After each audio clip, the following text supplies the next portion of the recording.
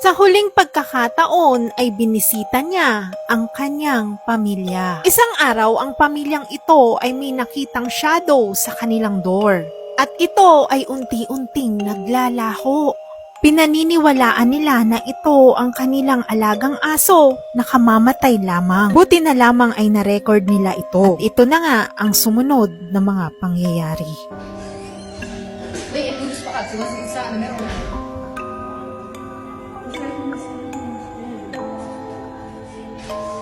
Now it's disappearing. He's going to play with the dogs. And then it's going to come back.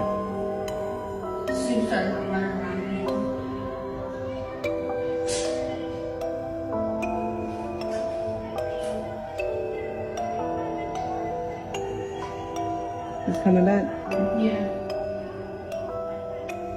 Yung shadow nga ng dog na ito ay bumabalik at nawawala. Pinaniniwalaan ng pamilya na ito nga ang kanilang alagang aso na kamamatay lang. Gusto lamang nitong magpaalam sa kanila.